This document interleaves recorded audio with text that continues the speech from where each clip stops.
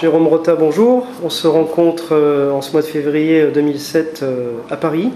Vous venez relancer un peu de communication sur Divix, sur le projet Maillot, il me semble, à l'origine, c'est comme ça qu'il s'appelait.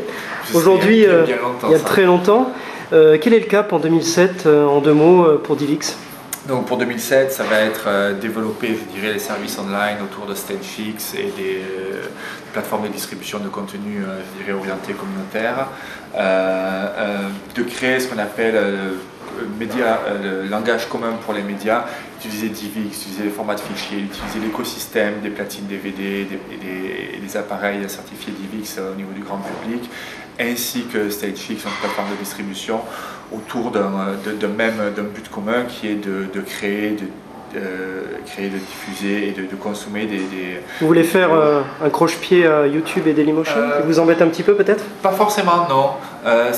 Je pense que notre proposition va plus loin que ça et permet justement d'avoir une plus grande qualité au niveau du contenu, au niveau de la qualité, je dirais, technique, mais aussi de la qualité de ce qu'on regarde et de s'orienter plus vers du film, vers du court-métrage et essayer de mettre en valeur un peu les auteurs derrière la vidéo. Vous venez à Paris pour plusieurs jours. Quel est votre planning, votre agenda? J'imagine qu'il y a beaucoup de réunions. Elles sont de quel type? Beaucoup de réunions, beaucoup de presse. Depuis qu'on est rentré en bourse en septembre, maintenant on a de la presse financière qui s'intéresse à nous aussi. Sinon, je crois que je vais faire aussi quelques achats pour la Saint-Valentin.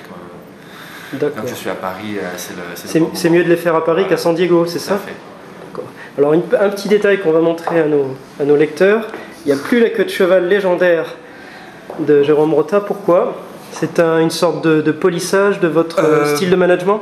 Non, pas forcément. Je pense que c'est plus, je dirais, un choix personnel et un goût personnel. J'avais les cheveux longs depuis, je dirais, l'adolescence.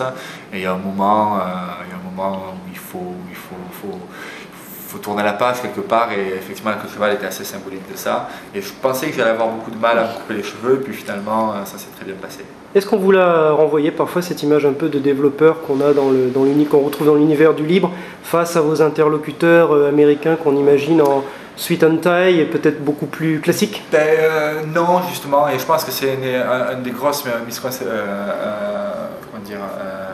c'est un défaut d'image qu'on a ici, c'est-à-dire que les Américains ils sont en fait en général beaucoup plus flexibles.